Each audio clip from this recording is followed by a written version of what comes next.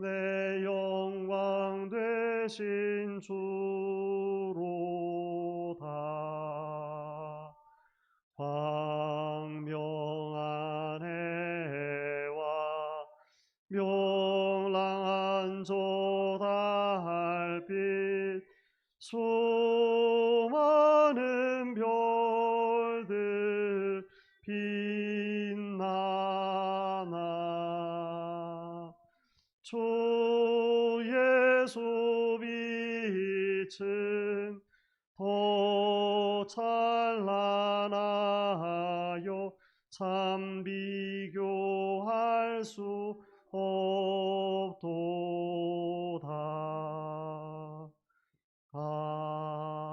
아멘. 제가 잠깐 기도하겠습니다. 사랑이 많으신 아버지 감사합니다.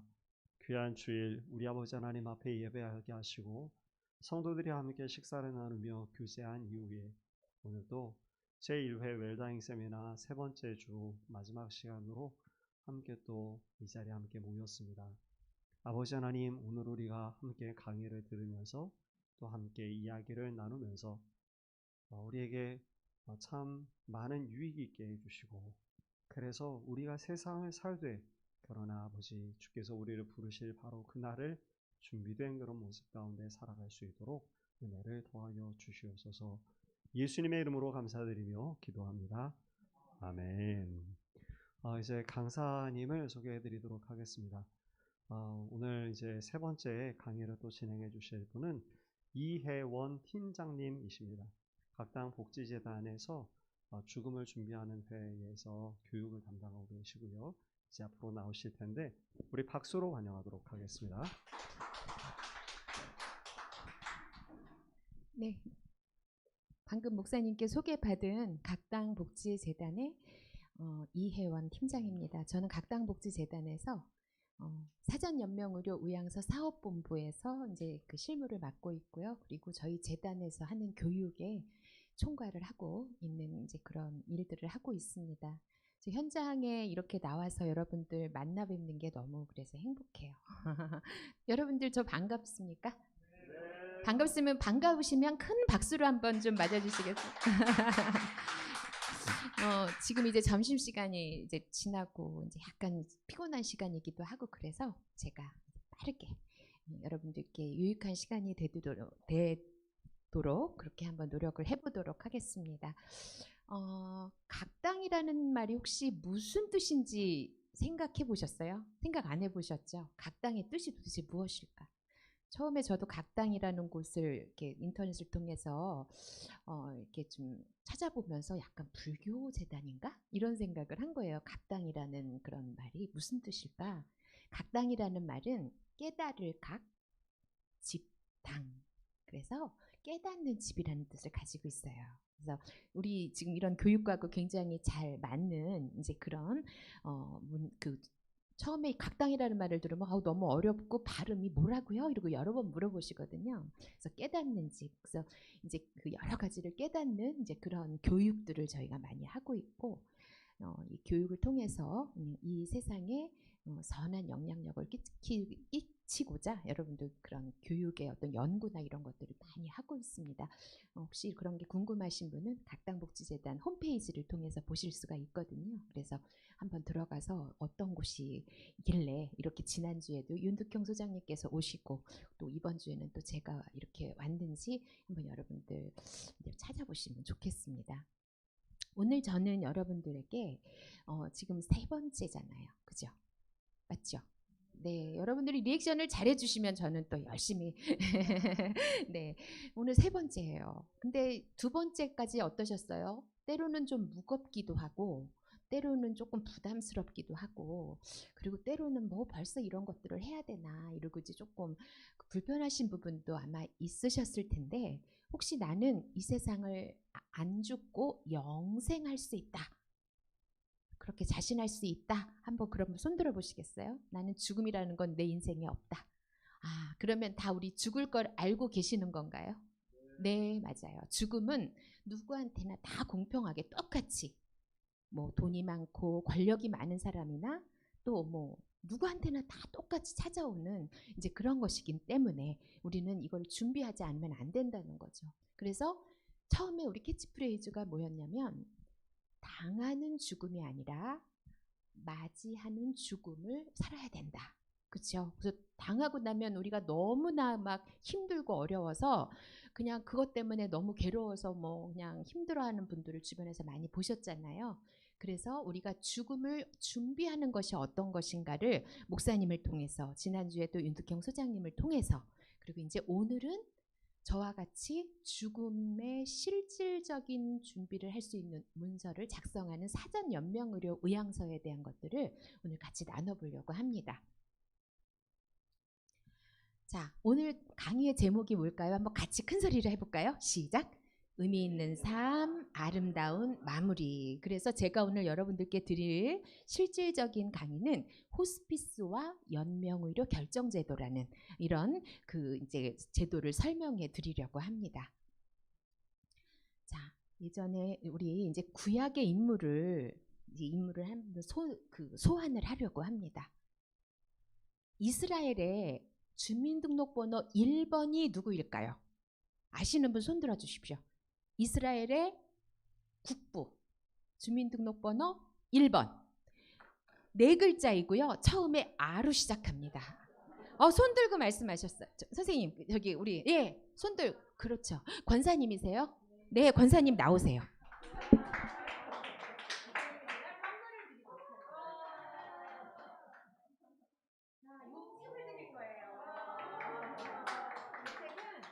저희 복지재단의 설립자이신 김홍나 연예이사장님이 가수를 속전을 하셨거든요. 올해 1주기를 맞이해서 추모식을 열었고요. 굉장히 기쁩니다. 권사님 축하드립니다.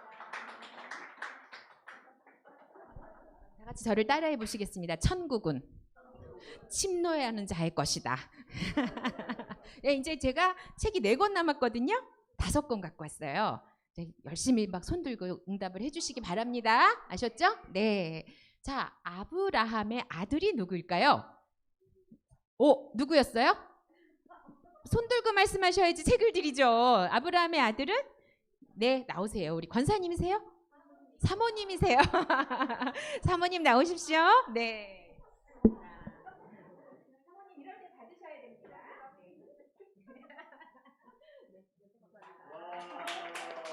자, 그런데 이거 목사님께 드렸으니까 사모님 혹시 나중에 그 전도사님도 것도 갖고 왔어요. 혹시 여기서 아주 수업 태도가 좋으신 분 중에 안 받으신 분 들으시면 좋겠습니다. 네, 이 아브라함의 아들이 이삭이에요. 그죠? 이삭의 2 아들이 있었어요. 이거는 문제 아니에요. 누구하고 누구죠? 야곱하고 에서. 네, 이 야곱이 이스라엘의 12지파의 근간이 되는 사람이죠. 야곱의 12 아들이 이스라엘의 12지파가 이제 되는 조상이 되는 거잖아요.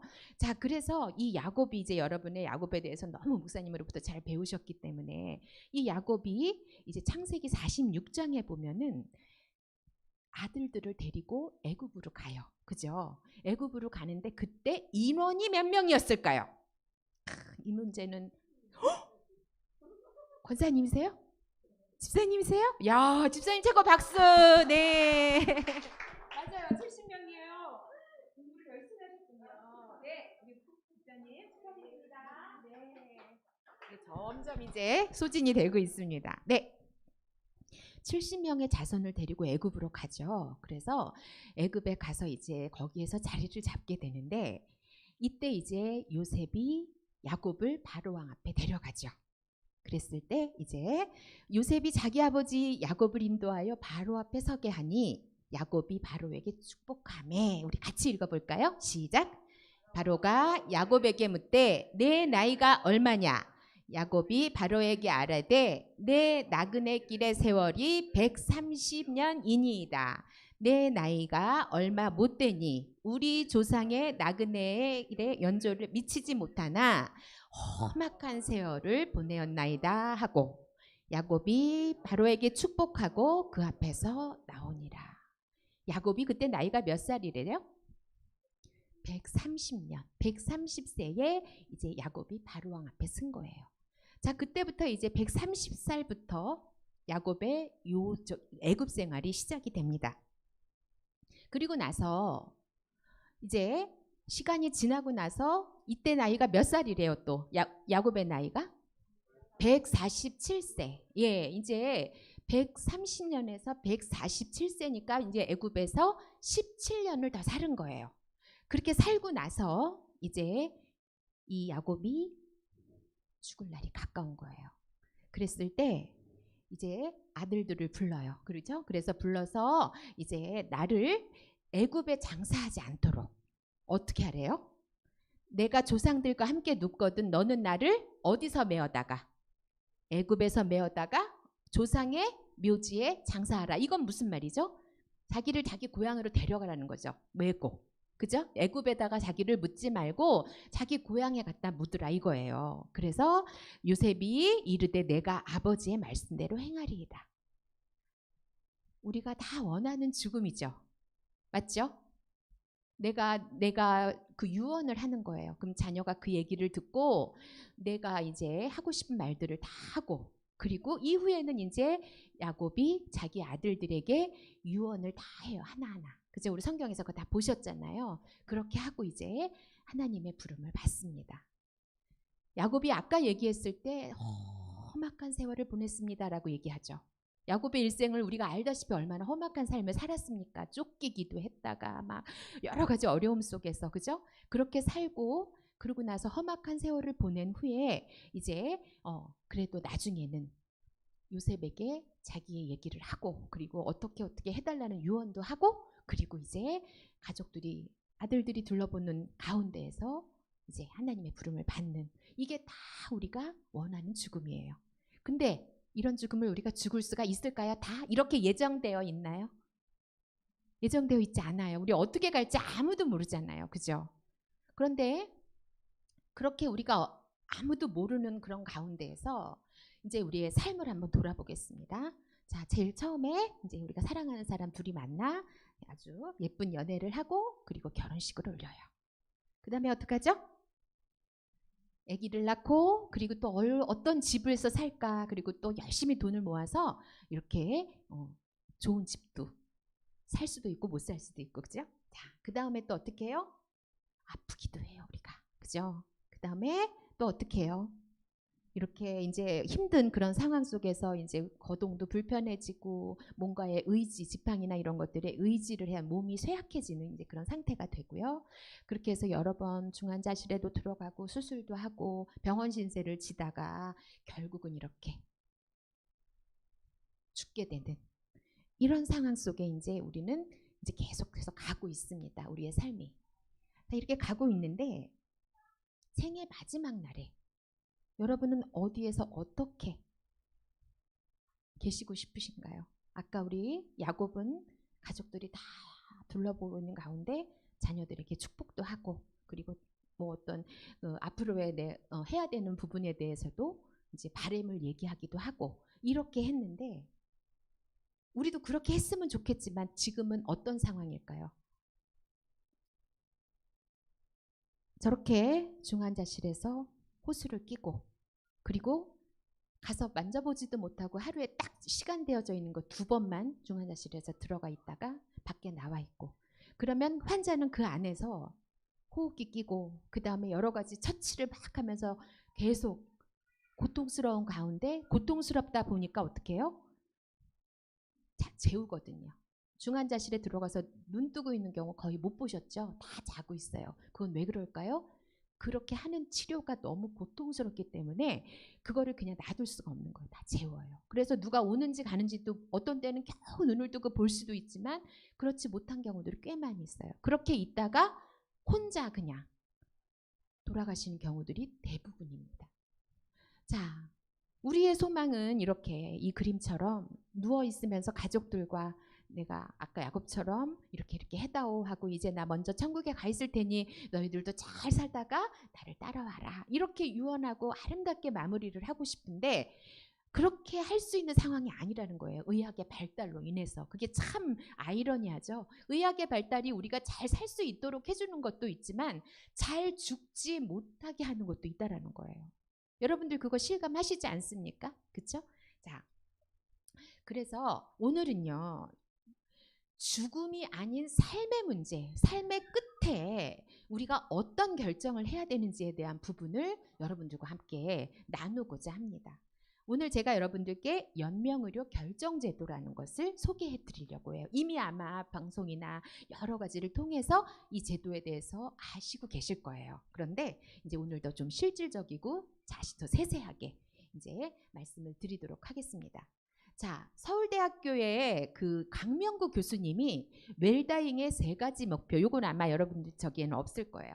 3가지 목표를 말씀하셨는데 첫 번째 우리 빨간 글씨로 여러분 같이 한번 크게 읽어볼까요? 시작.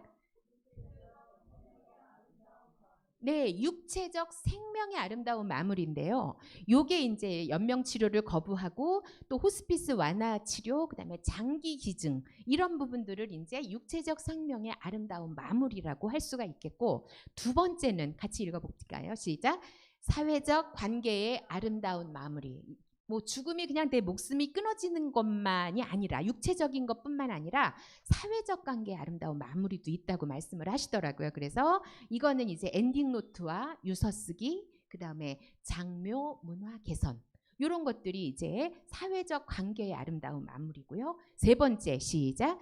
사회적 물리적 유산의 아름다운 마무리인데 이건 뭐냐면 굉장히 중요한 부분이죠. 유품 사진 정리, 그다음에 사회적 유산 기부, 그다음에 성년 후견 제도 이런 것들이 이제 사회적 물리적 유산의 아름다운 마무리. 그래서 이렇게 3개가 다 돼야 비로소 웰다잉의 아름다운 마무리가 된다라는 얘기입니다. 그냥 우리가 육체적으로 생명이 끊기는 것만 다행이 아니라, 무슨 말씀인지 아시겠죠? 그래서 자, 그러면 이제 오늘 제가 말씀드릴 연명의료 결정제도, 이게 이제 사실은 연명의료 결정법이라는 법이 시행이 되기 시작했는데 이 법이 시행되기까지의 과정이 있어요. 자, 이 어떤 법이라는 게 시행이 되려면 어느 날 국회의원들이 짠 하고 결정해서 딱 시행하고 공포하고 그렇게 하는 걸까요? 그렇지 않습니다. 그죠? 그 법이 시행될 때까지 굉장히 많은 것들이 이제 논의가 되고, 그리고 계속해서 공청회도 갖고, 그렇게 하면서 이제 법이 이제 그 시행이 되는 건데요. 제일 처음에 이 법이 시행될 때 동기가 되는 사건이 2가지가 있었어요. 첫 번째, 보라매 병원 사건이라고 혹시 여러분 기억나시나요? 한창 매스컴에서 크게 떠든 적, 굉장히 크게 돼서 특별됐었어요. 보라매 사건은 어떤 사건이냐면 여기 1997년도에 이 사건이 있었는데 아주 술 취하고 막 아주 굉장히 폭력적인 남편이 사업이 망하고 나서 그 사업을 일으키지를 못하고 어떻게 됐냐면 가족들을 괴롭히고 폭행하고 막 이러면서 가족들을 굉장히 힘들게 했던 사람이 있었어요. 이 사람이 화장실에 가서 미끄러져 가지고 넘어져서 다쳤어요. 그리고 막 피도 나고. 그래서 이제 응급실로 가가지고 막 처치를 했거든요. 근데 이 처치를 하고 나서 이제 그 가족들에게 알려서 이제 가족들이 왔겠죠. 그랬더니 이 가족들한테 이렇게 보니까 이제 이분이 너무 위급한 상황이라서 이거를 이제 그 굉장히 오랫동안 중환자실에서 치료를 받아야 된다. 그러니까 이 가족이 너무나 그 힘들게 했던 남편이고 아빠고 이런 분인데 그 살아날 가능성도 없는데 그렇게 중환자실에 들어가서 오랫동안 막 치료를 받아야 되면 치료비가 어마어마하겠죠. 맞죠? 그래서 그런 치료비를 우리는 감당할 수가 없습니다. 우리는 지금 먹고 살 돈도 없습니다. 제발 어떻게 달라? 퇴원시켜 주십시오. 이렇게 얘기를 한 거예요. 그러니까 의사는 이 사람이 집으로 가면 지금 이런 그 호흡기 같은 것도 꽂아야 되는데 그런 것들을 할 수가 없기 때문에 집으로 가면 죽을 걸 알고 있었어요. 그런데 가족들이 워낙에 사정을 하고 돈이 없고 이런 것들을 이제 형편을 감안하다 보니까 아 그랬구나. 그러면은 이분들이 너무 돈이 없고 힘들다고 하니 이제 퇴원을 시켜야 되겠다. 근데 퇴원으로 집으로 가서 만약에 사망을 해도 우리한테 책임을 묻지 마십시오라고 얘기를 한 거예요. 자, 그래서 이제 그 앰뷸런스에다가 이동용 그 호흡기를 꼽고 그리고 집으로 갔어요. 집으로 가서 이제 그걸 갖고 와야 되잖아요, 호흡기를. 거기다 놔둘 수가 없잖아요. 그래서 이제 뺐어요. 5분 만에 이분이 사망을 했습니다. 자, 그리고 나서 그냥 끝난 게 아니었어요. 그 남편 쪽의 가족이 이의 제기를 한 거예요. 이거 도대체 어떻게 된 거냐. 그러다가 보니까 수사를 해보면서 이 의사는 살인 방조죄로 이렇게 들어가게 됐어요. 그리고 어떻게 됐냐면 그 가족은 이제 뭐 하여튼 여러 가지로 그 힘든 그런 상황이 된 거예요. 그래서 그때 어떤 무드가 이제 조성이 됐냐면 의사들은 무조건 호흡기를 뗄까요, 안 뗄까요? 병원에서 이런 위험한 상황이 된다면 호흡기를 떼면은 살인방조죄로 들어가는데 의사들이 어떻게 하겠어요? 이제는 무조건 꼽아야 되는 거예요. 그리고 죽을 때까지 이 호흡기를 뗄 수가 없는 거예요. 이런 상황이 됐어요. 그래서 이게 보라매 병원 사건이 1997년이었는데 그 이후로 또 여러분이 기억하시는 사건이 있을 거예요. 아마 세브란스 김할머니 사건 기억하시나요 혹시? 이 할머니도 이제 그 병원에 입원을 해서 근데 이 할머니가 평상시에 어떻게 했냐면 나 만약에 내가 뭐 이렇게 어려운 상황이 되고 더 이상 소생의 가능성이 없다고 생각하면 인공호흡기를 꼽는다든지 심폐소생을 한다든지 이런 연명치료를 하지 말아달라 이렇게 계속해서 이제 강조를 했거든요. 그렇게 강조를 했는데 이제 보라매 병원 사건이 있다 보니까 어떻게 됐겠어요? 이제 그런 상황이 이제 그 힘든 상황이 되었을 때 꽂을 수밖에 없는 거예요. 왜? 이미 그런 사건이 먼저 있었기 때문에. 그래서 꽂았어요. 근데 가족들이 우리 할머니는 절대로 그런 거 하지 말아달라고 했는데 왜 우리 할머니의 의사를 무시하냐. 그래서 그거를 법원에 이제 넘긴 거예요. 고소를 한 거예요. 그래서 법원에서 이제 막 그거 갖고 이제 설왕설래를 하다가 결국은 어떻게 됐냐면 누구의 편을 들어줬을까요? 문제입니다. 사모님 맞았어요. 근데 사모님 받았기 때문에 문제로 넘어가겠습니다. 할머니 가족의 그 저기를 들어준 거예요. 손을 들어줬어요. 그래서 호흡기를 뗐어요. 그랬는데 이 할머니가 자력으로 호흡을 하다가 102일을 더 살고 그리고 소천을 하셨어요. 자, 이제 이것이 연명의료 결정제도가 시행되기에 아주 단초가 되는 이제 그런 사건이었습니다. 그렇게 해서 이제 2013년에 국가생명윤리심의위원회가 결성이 되고 연명의료 결정법을 법 제도화하기 위한 권고안을 마련을 했고 그리고 2016년에 드디어 연명의료 결정법이 이제 그 통과가 됐어요. 그래서 2년간의 유예 기간을 거친 후에 이제 2018년 2월부터 이제 연명의료 결정법이 시행이 되기 시작한 거예요. 그래서 저희 재단은 2010년부터 이 그 김할머니 사건 이후로 사회적인 모두가 이런 불필요한 연명의료제를 하지 않는 것이 좋겠다라는 거를 이제 알고 2010년부터 어떻게 했냐면 사전의향서 쓰기 운동이라는 걸 시작했어요. 연세대학교하고 같이.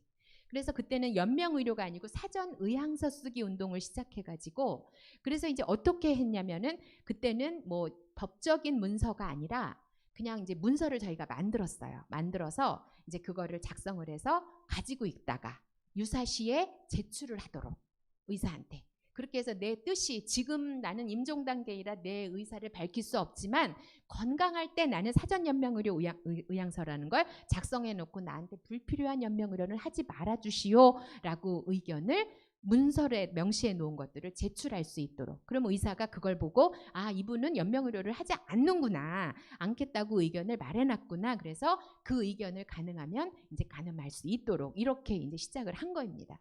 그래서 2010년부터 시작한 것이 지금까지 뭐 굉장히 오래됐는데 법적인 문서가 시작된 거는 2018년 2월부터 시작이 된 거고요. 그래서 지금 현재 등록기관 저희 각당복지재단 같은 등록기관이 지금은 558군데 정도가 있고 그리고 의료기관에서 의료기관 윤리위원회가 있는 곳에서 이제 할 수 있는 곳이 336개 이렇게 이제 되고 있습니다. 그래서 이렇게 지금 이제 되어지는 연명의료 결정제도가 시작되기 전까지의 과정들을 제가 이제 말씀을 드렸습니다. 자, 그러면 연명의료 결정법이라는 건 약자예요. 그러면 굉장히 그 길어 이 법이.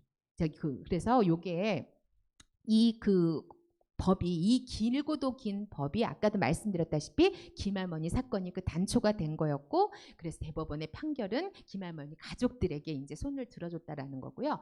그래서 이제 민간 단체의 사전 의료 의향서 여기 이제 각당복지재단을 시작을 했는데요. 그때는 문서의 이 모습이 이랬어요. 모양이 이랬고 그래서 이때는 뭐 증인도 있어야 됐고 또 그다음에 대리인도 있어야 됐고 내 것도 있어야 돼서 이 문서에 최소한 3명의 사람이 이거를 작성해서 사인할 수 있도록 이제 이렇게 했었거든요. 근데 이거는 이제 민간 차원이기 때문에 이제 효력이 있는 문서는 아니었습니다. 자, 그래서 그렇게 시작된 것이 이제 오늘날 법제화가 된 건데요. 자, 그래서 이 연명의료 결정법의 원 이름은 뭐냐면 길어요. 호스피스 완화 의료 및 임종 과정에 있는 환자의 연명의료 결정에 관한 법률. 얼마나 긴지 몰라요. 그래서 이거를 약칭으로 연명의료 결정법. 우리 같이 한번 해볼까요? 시작. 연명의료 결정법. 예, 지금 연명의료 결정법 안에 있는 연명의료 결정제도의 사전 연명의료 의향서와 또 그 연명의료 그 계획서가 있는데 오늘은 특별히 사전 연명의료 의향서를 이제 우리가 공부를 해볼 건데요. 자, 이 법의 목적이 있습니다. 이 목적을 우리가 큰 소리로 한번 같이 읽어보겠습니다. 시작. 이 법은 호스피스 완화 의료와 임종 과정에 있는 환자의 연명의료와 연명의료 중단 등 결정 및 그 이행에 필요한 사항을 규정함으로써 환자의 최선의 이익을 보장하고 자기 결정을 존중하여 인간으로서의 존엄과 가치를 뭐한다?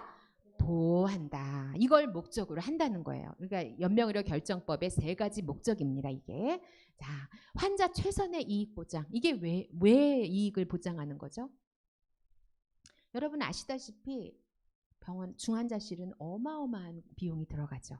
그죠? 예. 근데 중요한 건 뭐냐? 아니 조금 이따 그건 말씀드릴 거지만 우리가 이 법이 그 시행되는 때 그때 목적이 언제냐면 적용되는 시기가 언제냐면 내 담당 의사와 그 분야의 전문의 2사람의 의사가 이분은 이제 임종 단계입니다 라는 판정을 내렸을 때 그때 비로소 의사들이 시스템에 들어가게 돼요. 보건복지부에서 운영하고 있는 연명의료 정보처리 시스템이라는 그 시스템이 있어요. 거기에 내 이름과 그리고 내 주민등록번호를 치면 이제 내가 등록되어 있는 그런 정보가 떠요. 그러면 이분은 지금 뭐 혼수 상태이고 곧 사망에 이제 임박한 상황이기 때문에 말은 못해도 건강할 때 본인은 절대로 무의미한 연명의료는 하지 않겠다라고 이렇게 시스템에 등록을 해놓으셨구나. 그걸 보고 그대로 자기 결정권을 존중해서 그대로 시행을 한다는 거죠. 자, 그러면은 이제 여기 연명의료 결정제도 관련 기관은 뭐 우리가 굳이 그렇게 몰라도 되고 저희 각당복지재단은 보건복지부가 인준한 등록기관이다라는 정도만 이제 여러분 알고 계시면 될 것 같고요. 그러면 연명의료에 대한 나의 의향이 이제 아까 2가지로 말씀드렸는데 첫 번째로 사전 연명의료 의향서에 대한 부분을 제가 이제 소개를 드리려고 해요. 자, 사전 연명의료 의향서를 작성해 둘 수가 있는데 그러면 이 사전 연명의료 의향서가 도대체 어떻게 무엇을 명시해 놓는 문서인가? 이게 이제 여러분들한테 궁금할 거예요.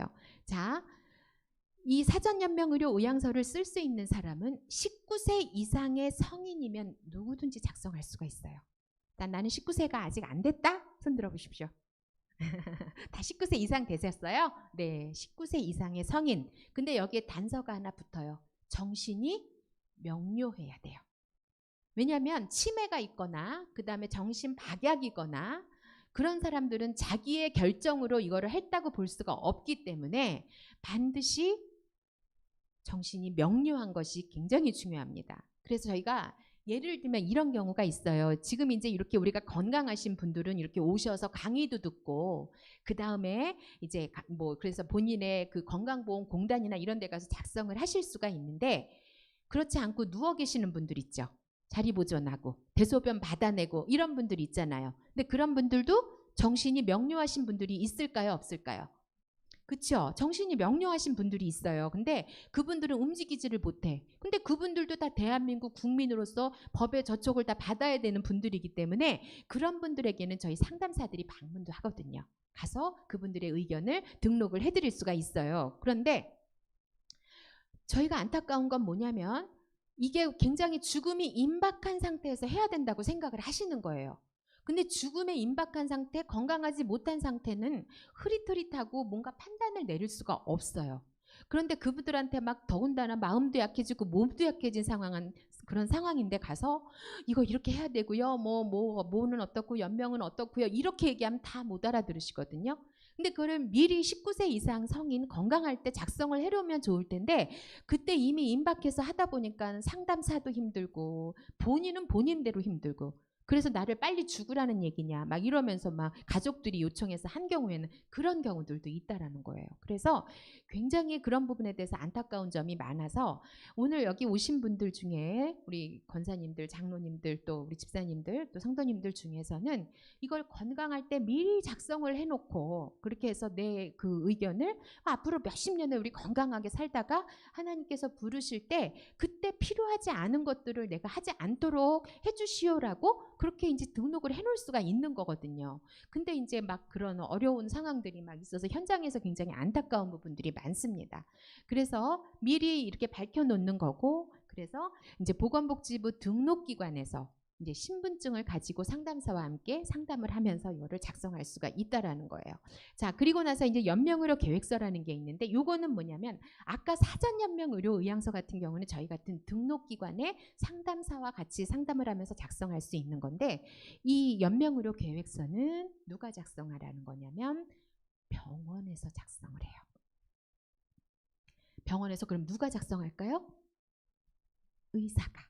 아까 그 사전연명의료의향서는 내가 작성하는 거고 상담사와 같이 이 연명의료계획서는 요 양식은 비슷해요. 사전연명의료의향서하고 이거는 의사가 나의 남은 기간의 연명의료를 계획을 하는 거예요. 그래서 이거는 이제 의사가 작성을 하게 됩니다.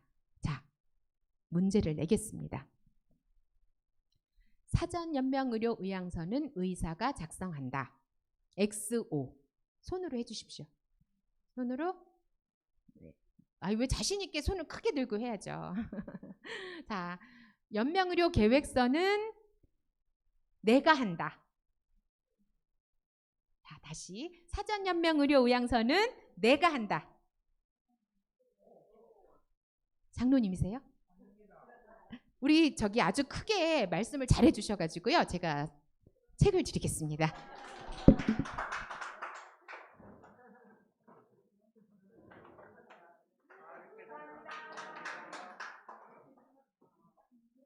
네, 사전연명의료의향서는 18세 이상 정신이 명료한 내가. 그 다음에 연명의료계획서는 누가? 의사가. 네, 그렇게 이제 이걸 작성을 할 수가 있고요. 근데 이거는 이제 우리가 중요한 게 뭐냐면 저기를 알아야 돼요. 자, 연명의료계획서는 언제 이거를 작성할 수 있냐? 다 같이 말기. 다 같이 큰 소리로 말기. 희망찬 교회 성도는 희망차게 큰 소리로 할 수 있어야 됩니다. 다 같이 말기. 와, 좋습니다. 말기예요. 그럼 말기는 어떤 상황을 말기라고 할까요? 혹시 아시는 분? 말기는 어떤 상황일 때 말기라고 할까? 말기는요. 내 그 죽음의 그 기간이 이제 확정된 거예요. 예를 들면 시한부 판정을 받는 거죠. 3개월 남았습니다. 5개월 남았습니다. 이런 판정 받아가지고 아우 이제 몇 개월 못 산대 이런 소리 주변에서 들어보신 적 있으시죠? 그런 상황일 때 말기라고 해요. 그러니까 내 여명이 몇 개월 남아있는 상태. 그거를 말기라고 해요. 그러면 이제 우리가 사전연명의료의향서 작성을 할 때 알아야 되는 시기 두 가지가 있는데 말기는 어떻다고요? 여명이 몇 개월 정도 남은 거를 말기라고 하고 이제 더 이상 치료는 효과가 없어요. 이제 남은 게 이제 말기라는 상황인 거고 몇 개월 남아 있다는 상황이에요. 그럼 임종기라는 게 있어요. 임종기.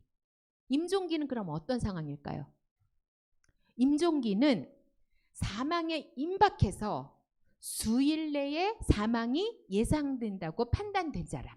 그거를 임종기라고 그래요. 이제 곧 곧. 그래서 뭐 장례식 준비하십시오. 아니면 뭐 가족들 소집하십시오. 이럴 때 있잖아요. 그걸 임종기라고 하거든요. 처음에 이 제도가 시작됐을 때 어땠냐면 사람들이 저희를 막 그 저승사자 취급했어요. 왜 멀쩡하게 건강하게 살고 있는 사람한테 죽음을 얘기하고 불길하게 그러면서 막 우리를 막 그 아주 터부시하고 그랬거든요. 자, 그랬는데 내가 만약에 예를 들어서 교통사고가 나서 내가 병원에 입원을 했는데 의사가 나를 차트를 딱 보면 그 차트에 사전 연명 의료 의향서 작성자 이렇게 뜨면 나를 최선을 다해주지 않고 이 사람 어차피 빨리 죽겠다고 결심한 사람이니까 그냥 내버려둘 거다. 이렇게 오해를 하셨다는 거예요. 여러분 혹시 그런 생각 하시지 않으셨어요? 이거는 빨리 죽으라는 얘기인가? 그죠? 그게 아니라 이거는 그 차트에 무조건 뜨는 게 아니라 아까도 말씀드렸지만 내 담당 의사와 내 그 분야의 전문의 두 사람이 같이 이제 임종기입니다. 곧 임종하실 예정입니다 하는 판단을 받았을 때 그때서 비로소 의사가 연명의료 정보처리 시스템이라는 시스템에 들어가서 이분이 건강했을 때 자기의 의사를 밝혀놓은 문서가 있는지를 확인하는 거예요. 이해가 되셨어요? 그래서 그 차트하고 이건 아무 관계가 없고 따로 로그인을 해서 들어가셔야 되는 그런 거라는 거죠. 그래서 연명의료 계획서는 언제 쓰냐? 말기는 몇 개월 남아있는 상황이라 그랬죠. 그때 이제 연명의료를 계획을 하는 거예요. 계획을 해서 의사가 그렇게 쓰는 거고 사전 연명의료 의향서는 건강할 때 19세 이상의 성인이면 누구나 작성할 수 있는 거다. 이제 그거를 제가 말씀을 드립니다. 자, 그래서 연명의료 계획서를 작성할 수가 있고요. 그래서 말기환자 또는 임종 과정에 있는 환자는 연명의료의 유보 또는 중단에 관한 자신의 의사를 담당 의사와 상의해서 연명의료 계획서로 남겨놓을 수 있습니다. 자, 그러면 여기 보면 유보가 있고 중단이 있어요. 중단? 나 안 한다고 했는데 왜 중단이라는 말이 나와? 중단이라는 건 그럼 뭐예요? 이미 했다라는 얘기잖아요. 연명의료를. 그죠? 자, 이게 무슨 말이냐면 자, 아까 말기는 내 여명이 몇 개월 남아있는 상황이라 그랬어요. 그런데 그때 나는 이미 호흡이 내 자력 호흡이 되지가 않아. 그러면 어떻게 해야 돼요? 인공호흡기 껴야 될까요? 끼지 않아야 될까요? 껴야 되지 않아요. 몇 개월 남았는데 그거를 그냥 안 하고 있으면 이것도 또 살인방조가 되는 거죠. 그래서 그때 호흡이 불규칙하고 내가 자력으로 호흡이 안 된다면 인공호흡기를 낄 수밖에 없어요. 그런데 그렇게 끼고 있다가 이제 내 어떤 임상에 내 몸에 나타나는 그런 상황이 이제는 임종 단계의 그런 상황이 됐다. 그러면 임종 단계입니다라는 판단이 섰을 때 그때는 예전에는 사망할 때까지 계속 그거를 끼고 있어야 됐는데 이제 임종 단계라는 판단이 되었을 땐 뗄 수가 있다라는 거예요. 그러면 떼면은 어떤 마음이 생길까요, 여러분? 지금 이렇게 건강한 상태에서 마음이 어떨까? 예를 들어서 우리 어머니가 그렇게 인공호흡기를 꽂고 있다가 이제 임종 단계가 되어서 어머니의 뜻에 의해서 이거를 떼었다. 그렇게 되면은 마음속에 무슨 마음이 들겠습니까, 여러분? 한번 얘기해 보세요. 저만 얘기하지 말고 여러분들도 좀 얘기하셔도 돼요. 그런 상황이 됐어. 어떨 것 같아요, 여러분? 불효하는 것 같은 생각. 맞아요. 불효하는 그때 조금 더 살렸으면 좋았을 텐데 그렇게 어머니 뜻에 따라서 뗐더니 마음에 불편함이 있다. 이런 생각 할 수 있을까요? 없을까요? 자, 그래요. 그래서 그건 우리 남은 가족들의 생각인데 어머니, 부모님, 가족의 입장이 한번 되어보자는 거예요. 그 안에서 연명의료를 받고 있는 환자의 입장이 한번 되어보자는 거죠. 그건 조금 이따가 제가 연명의료 방법에 대해서 얘기할 때 다시 한번 해보도록 하겠습니다. 그래서 연명의료 중단 결정의 과정들이 있는데요. 자, 제일 처음에 이제 사전 연명의료 의향서, 제가 이거 아까 19세 이상의 성인이면 누구나 작성할 수 있다 그랬죠. 그래서 이렇게 이거를 등록을 해놓으면 나중에 나의 임종기 때 의사가 그거를 이제 그 연명의료 결정 그 시스템에 들어가서 할 수가 있다. 또 연명의료 계획서는 누가 쓴다? 아까 의사가 쓴다. 네. 그 다음에 내가 이런 거를 하지 않았으면 좋겠는데 미처 서류를 작성하지 못했어요. 이런 경우 있을까요? 없을까요? 있죠. 그랬을 경우에 근데 가족들한테는 얘기를 했어. 그래서 가족들한테는 얘기를 했지만 내가 본인이 써놓지는 못했어. 그랬을 때는 가족들이 진술을 할 수가 있어요. 우리 어머니는, 우리 아버지는 이런 거 하고 싶어 하지 않으셨는데 작성은 못 해두셨어요. 그죠? 그렇게 할 수 있잖아요. 그랬을 때는 환자 가족 2인 이상이, 예를 들어서 4남매인데 2사람의 형제 아니면 부모, 아내와 뭐 자녀 한 사람, 이렇게 2사람의 가족이 진술로 이제 그거를 말씀을 해놓을 수가 있어요. 만약에 미처 쓰지 못했을 경우. 그런데 또 이런 경우도 있겠죠. 아예 그냥 아무것도 써놓지 않고 본인의 의견도 아예 몰라. 근데 가족들이 이 연명의료가 얼마나 괴롭고 힘들다는 거를 알아. 그래서 우리 아버지나 우리 어머니가 이걸 안 했으면 좋겠어. 그럴 때는 그럼 그럴 때도 있겠죠, 여러분. 그죠? 예, 근데 가족들이 이걸 다 우리 이거 아버님 너무 고통스러운 거니까 이게 숨만 쉰다고 살아있는 게 아니다. 이건 너무 무의미하다. 그러니까 이걸 하지 않았으면 좋겠다라고 했을 때, 본인의 의견도 아예 없을 때, 이럴 때 이제 어떻게 하냐면 환자 가족 전원에 합의를 해야 돼요. 예를 들면 4남매가 있고 부인도 있어. 그럼 5명이 다 같이 합의를 해야 돼요. 그런데 그 가족들이 다 같이 합의를 하기에 불편한 부분들이 있는 게, 어디는 미국에 살고 있고 어디는 호주에 살고 있고, 이런 경우 있을까요, 없을까요? 있어요. 그러면 본인들이 와서 사인하기가 힘들잖아요. 그럴 경우에는 동영상으로 우리 아버지 무의미한 연명으로 하지 않도록 해주세요. 그래서 요새는 좋은 세상이니까 카톡으로 그거를 뭐 전송을 해가지고 그거를 자료 제출을 할 수가 있어요. 그래서 이제 그렇게 해서 이렇게 4가지 방법의 이제 그 자료, 그런 것들을 이제 중단 결정의 과정들이 있습니다. 자, 그러면 요거는 이제, 자, 이거 중단 등의 절차를 제가 이제 말씀을 드릴 건데요. 자, 처음에 이제 1단계 이행 대상 환자 판단을 이제 하게 돼요. 자, 이건 뭐냐면은 환자가 작성을 해놓은 경우예요.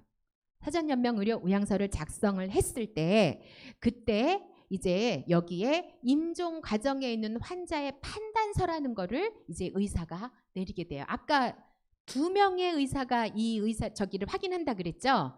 그랬죠? 예, 임종 과정에 있을 때 그때 이제 그 의사들이 그 환자가 시스템에서 확인을 해보고 이분이 작성을 해놓으셨구나라는 거를 이제 익히고 난 후에는 이제 그러면 가족들도 이제 다 오케이 했고, 그리고 환자도 이렇게 써놨고, 이랬을 경우에는 임종 과정에 있는 진단서라는 거를 써요. 이거는 여러분 지금 없어요. 이게 서류가 저기 한 거라서 제가 그냥 제 자료에만 갖고 왔습니다. 그래서 이런 거를 써서 이제 이제 시작을 하게 되는 거죠. 이제 중단 등의 결정을.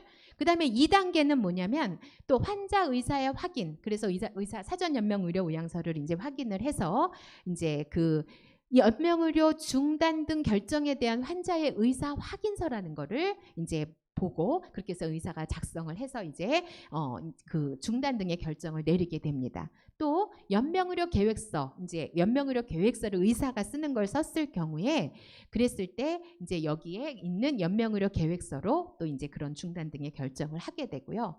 또 이제 마지막으로 환자 가족들이, 아까 여기서는 환자 가족 2인 이상의, 본인이 이렇게 의견을 얘기했을 때는 2인 이상이면 또 된다 그랬잖아요. 그랬을 때 그냥 말로만 하는 것이 아니라 이렇게 연명의료 중단 등 결정에 대한 환자의 의사 확인서라는 거를 작성을 해서 이제 그것을 중단 등의 결정을 내리도록 하고요.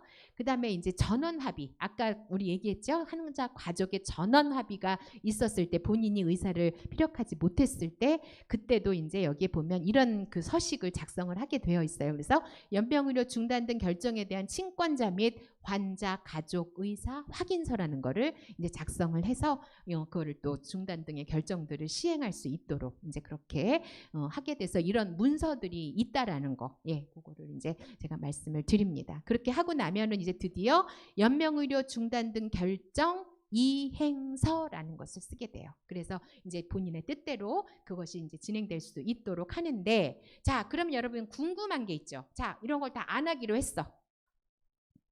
그러면 그냥 환자 내팽개쳐 둘까요? 어떻게 해야 돼요? 환자를 그냥 내팽개쳐 둘 수는 없잖아요. 그죠? 이거 했으면은, 그러면 너무 우리가 이게 존엄한 마무리가 아닌 거죠. 여기 보면 통증 완화를 위한 의료 행위와 영양분 공급, 물 공급, 산소의 당순 공급은 시행하지 않거나 중단해서는 안 된다. 결국 뭐예요? 통증 완화를 위한 의료와 그다음에 영양분 공급, 그다음에 산소의 단순 공급 등 이게 왜 산소 마스크 같은 거 있죠? 그런 것들은 할 수가 있도록 이제 하는 거예요. 그러니까 막 이거 꼽고 이러는 거는 아니어도 그 이행 이후에도 담당 의사는 이행에 따른 환자의 상태를 고려하여 환자에게 편안한 임종 돌봄을 제공하기 위해서 노력할 필요가 있다라는 것이 이제 법에 명시되어 있다라는 겁니다. 자, 그러면 이제 중단할 수 있는 시술이 그러면 무엇인가? 이제 이 방법이 어떤 것들이 있길래 그러면 무엇을 안 한다는 얘기인가? 이거를 이제 우리가 알아야지 될 텐데 처음에 심폐소생술이 있습니다. 여러분 심폐소생술하는 거 왜 영화나 이런 데서 이렇게 보신 적 있으시죠? 고압의 전류가 흐르고 있고 이제 숨이 넘어갈 때 되면은 막 이거를 막 빵 해가지고 그 전력에 의해서 이제 환자의 숨이 돌아오도록 하죠. 자, 이거를 살살 갖다 대요, 꽉 갖다 대요. 예, 그렇게 되면 어떤 부작용이 있을까요? 예, 맞습니다. 골절이, 갈비뼈가 골절이 되는 이제 그런 상황이 돼요. 밖에서 이제 다 막 숨이 넘어갈 무렵에 이 심폐소생술을 통해서 숨은 돌아왔으나 이미 이제 그때 우리의 몸의 모든 상황은 다 이제 쇠약한 상태이기 때문에 뼈도 약해요. 이때 어떻게 돼요? 이걸 꽝 해가지고 골절이 돼요. 골절이 되면 그 밑에 있는 장기는 온전할까요? 그런데 숨은 돌아왔어.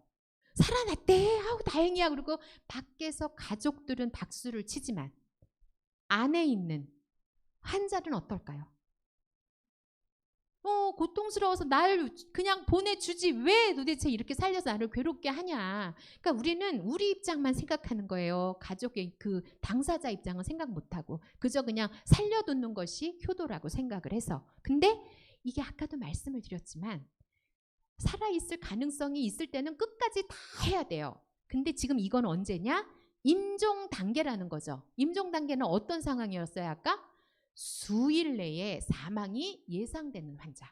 그걸 임종 단계의 환자라고 하는데 그때도 막 그거를 해가지고 조금이라도 더 살려보자고 이제 그렇게 하는 거예요. 그게 전혀 도움이 안 된다는 거죠. 우리가 회생이라는 말이 있고 회복이라는 말이 있어요.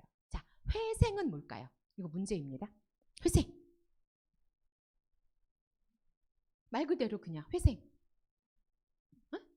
큰 소리로 말하세요. 이거 답이 뭐. 자, 회생이 뭐예요?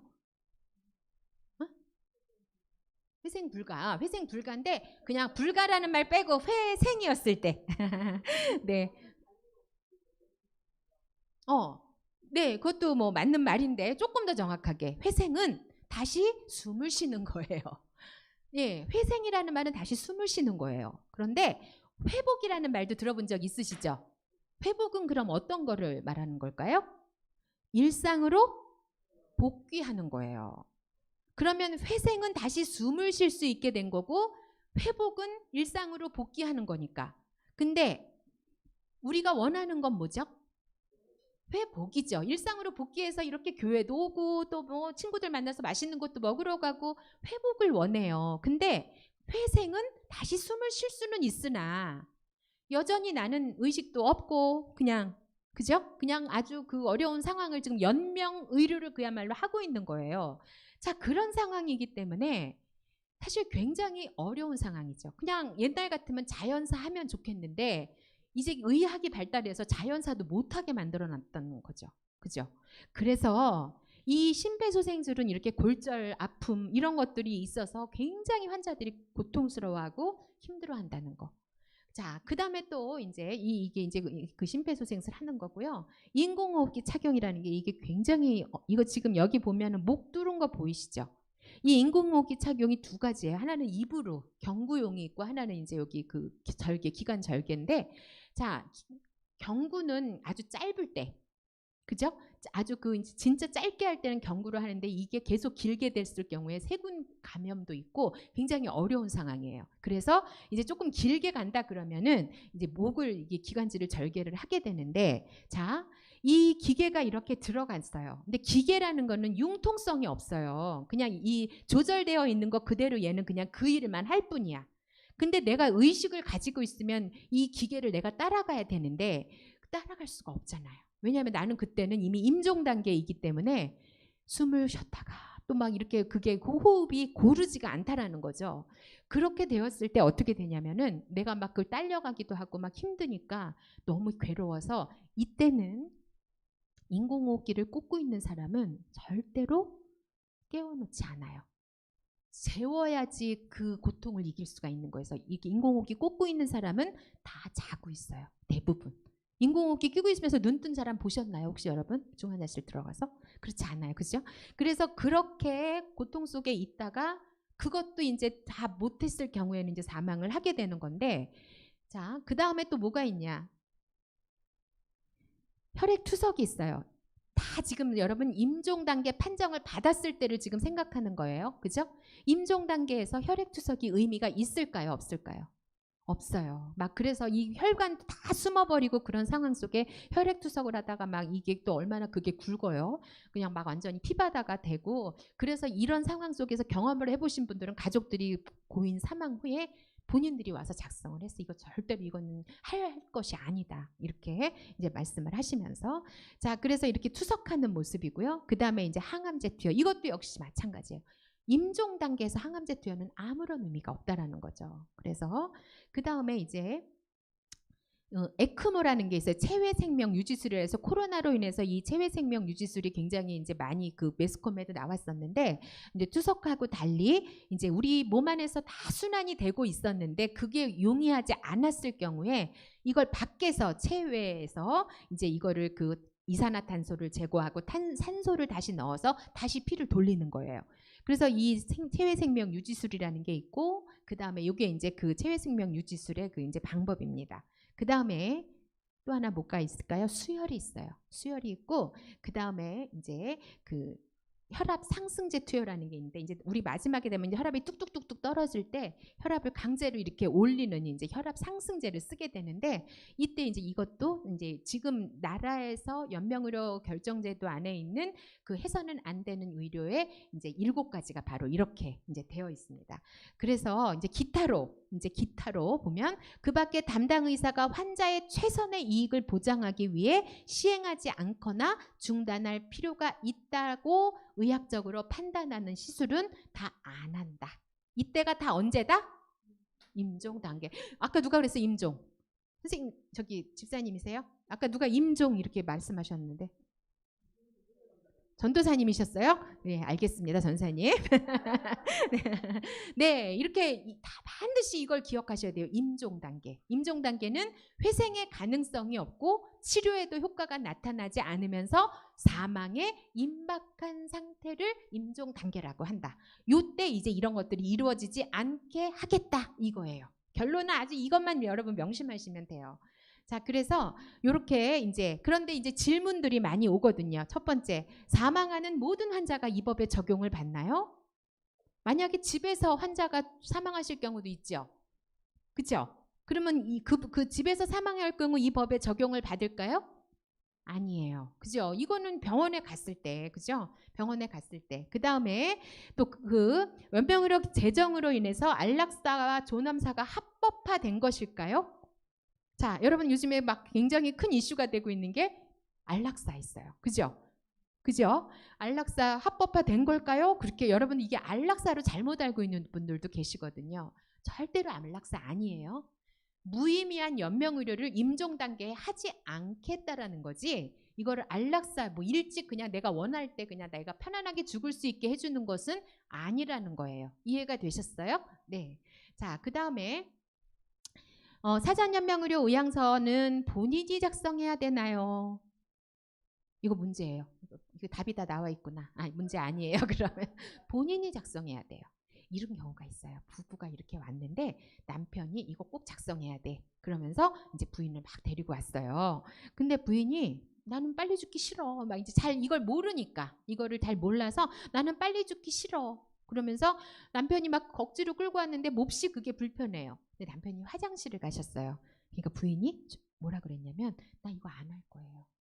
네, 안 한다고 얘기했어요. 그러면 어떻게 해요? 본인의 의사가 안 한다고 하면 안 해야 돼요. 예. 아무리 저희가 아주 정말 꼭 필요한 환자라고 하더라도 본인이 원해야지 이거를 저희가 상담을 통해서 작성을 하게 하지, 본인이 원하지 않으면 절대로. 그래서 이게 자기 결정권. 그러니까 연명의료 결정제도 이퀄 자기 결정권이에요. 자기가 자기의 임종 단계를 준비하는 거예요. 근데 예전에는 어땠어요? 예전에는 가족이 했어요, 그거를. 그러니까 가족은 내가 죽는 게 싫으니까 끝까지 살려보겠다고 막 그렇게 연명의료를 하는데 그 안에 있는 환자는 고문을 당하고 있다라는 거. 근데 그분이 다시 살아나와서 그거 해보니까 진짜 사람이 할 게 아니더라 라고 얘기할 수 있을까요? 없어요. 그렇게 그냥 연명의료 그 무지막지한 거를 받고 그냥 사망하기 때문에 다시 돌아와서 그게 얼마나 힘들고 어려운 것이라는 거를 말하는 사람이 없다라는 거죠. 자, 그래서 이거는 본인이 꼭 작성을 하도록 이제 해야 되고, 신분증을 확인하고 본인의 의사를 확인한 후에 이거를 작성하게 합니다. 사전연명의료 의향서를 작성, 보관한 비용이 드나요? 절대로 그렇지 않습니다. 혹시 돈을 받는 혹시 여러분 주변에서 있다면 거기는 신고해야 돼요. 절대로 비용이 안 들어갑니다. 그리고 사전연명의료 의향서 작성할 수, 예를 들면 외국인도 작성할 수 있나요? 네. 이런 질문을 하더라고요. 저기 우리 방송인 신은경 씨라고 옛날에 KBS 그 앵커 아시죠? 그분이 이제 저희 재단에서 이거 작성하고 강의도 하고 이제 그러시는데, 그분이 그러는 거예요. 내가 외국에를 나갔는데 외국에서 내가 예를 들어서 이런 상황이 됐어. 그럴 수 있잖아요, 우리. 그죠? 그랬을 때 그러면 그게 혹시 인터넷으로 전산망으로 다 이렇게 공유가 되나요? 그렇게 물어본 적 있어요. 될까요? 안 될까요? 안 돼요. 예, 내가 여기서 작성을 해서 내 나라 이 땅에서 만약에 그런 일이 생기면 적용을 받지만, 외국을 나갔을 때는 거기에서 그런 법이 있을 수도 있을 수도 있고 없을 수도 있잖아요. 그래서 그거는 공통으로 이게 다 공유하지 않아요. 그래서 그거는 이제 안 된다 이렇게 말씀을 드렸고, 또 하나, 그러면 미국 사람이 우리나라에 지금 살고 있어요. 그죠? 그럴 수 있죠. 근데 그 사람 쓸 수 있을까요? 없을까요? 있어요. 뭘로? 외국인 등록증으로 쓸 수 있어요. 우리는 주민등록증이나 운전면허증으로 가능한데 외국인 등록증으로 쓸 수가 있어요. 그래서 여권이나 외국인 등록증으로 해서, 그래서 이제 외국인들도 쓸 수가, 우리나라 안에서는 다 가능하다는 거야. 근데 우리나라 국민이 내가 썼는데 외국에 나갔을 때는 적용받지 못한다는 거. 예, 이제 그렇게 생각하시면 됩니다. 자, 그러면은 요거를 이제 제가 요거를 한번 이제 정리를 하면서 한번 그 영상을 잠깐 본 후에, 지금 시간이 3시. 네. 요거 잠깐, 그리고 이제 호스피스 설명을 하도록 하겠습니다. 네. 우리나라에서는 보면서 정리를 하실 2018년 수가 6월부터 있으세요. 본인의 결정에 따라 존엄하고 편안하게 마지막을 준비할 수 있는 연명의료 결정 제도가 시행되고 있습니다. 연명의료란 무엇인가요? 회복 가능한 상태에서는 치료를 위한 의료 행위일지라도 회복 불가능한 임종 단계에서는 오히려 임종에 이르는 시간만을 더디게 할 수 있습니다. 의사가 환자에게 더 이상 득이 되지 않는다고 생각하는 의료 행위는 이 순간에 연명의료가 됩니다. 연명의료 시술의 종류. 사전 연명의료 의향서와 연명의료 계획서를 통해 시행하지 않거나 중단할 수 있는 연명의료는 어떤 것이 있을까요? 심폐소생술. 가슴 압박과 인공호흡을 시행하여 정지된 심장을 대신해 심장과 뇌에 산소가 포함된 혈액을 공급해주는 응급처치인데요. 하지만 임종 과정에 들어선 환자에게 심폐소생술을 시행하여도 소생할 가능성이 매우 낮고 짧은 시일 내 다시 심정지에 이를 겁니다. 흉부 압박으로 인한 갈비뼈 골절, 기흉, 혈흉 등 기도 삽관으로 인한 치아 손실, 목소리 손상 등의 부작용을 동반하는 고통스러운 시술입니다. 혈액 투석. 혈액 속의 노폐물을 걸러내 소변으로 배출하는 기능을 하는 신장. 우리 몸에서 콩팥은 노폐물을 걸러내고 전해질과 산염기 평형 상태를 유지하는 등 생명 유지에 중요한 역할을 담당합니다. 급성 또는 만성으로 신기능 부전이 발생하면 치료를 위해 혈액 투석이 필요할 수 있습니다. 그러나 임종 단계에 이른 환자에게 혈액 투석은 피할 수도 있는 고통을 가중하거나 치료 효과 없이 연명의료만 되기도 합니다. 항암제 투여. 일반 암 환자에게는 암을 축소, 억제, 제거하기 위해 항암제를 투여하는데요. 그러나 임종 과정에 있는 환자에게 항암제 투여는 담당 의사와 함께 신중하게 결정해야 합니다. 환자에게 득이 되기는커녕 항암 치료를 견디지 못하고 생이 더 단축될 수도 있습니다. 인공호흡기 착용. 질환으로 인하여 환자의 호흡이 불안정하고 폐가 산소, 이산화탄소 교환 기능을 상실할 때 인공호흡기를 기관 내 튜브에 연결하여 생명을 구하는 방법입니다. 하지만 임종 과정의 환자에게 인공호흡기로 호흡을 유지시키는 것은 치료 효과 없이 환자의 임종 과정만을 연장하는 연명의료가 됩니다. 기도 확보를 위한 기도삽관이나 기관 절개술 시행 과정에서 치아나 기도의 손상, 식도 천공, 피하 조직으로 공기가 새는 상태 및 출혈 등이 발생할 수 있습니다. 체외 생명 유지술. 생명을 위협하는 호흡 부전이나 순환 기능 부전 상태에서 선택할 수 있는 심폐 기능을 보조하기 위한 장치입니다. 정맥에 피를 뽑아 기계를 통해 산소를 보충하고 이산화탄소를 제거한 다음 정맥이나 동맥으로 주입하는 것을 지속하게 됩니다. 절반가량의 환자는 소기의 목적을 달성하고 이 장치를 뗄 수 있게 되지만 원인 질환에서 회복하지 못한 다른 환자들에게는 치료 효과 없이 연명만 하게 되는 장치가 되기도 합니다. 출혈, 혈액응고 장애, 도관을 삽입하면서 다리 안에 아주 큰 혈전이 엄청난 붓기를 야기해 다리를 통하는 혈류를 차단하는 하지의 허혈로 인해 다리가 창백해지거나 파래지고 극심한 통증을 일으킵니다. 또한 혈관 내 공기방울로 인해 기관으로 가는 혈액 공급이 차단되는 공기색전증이나 피떡이 형성되는 혈전색전증이 발생하여 피부가 붉어지고 붓고 통증을 느낄 수 있습니다.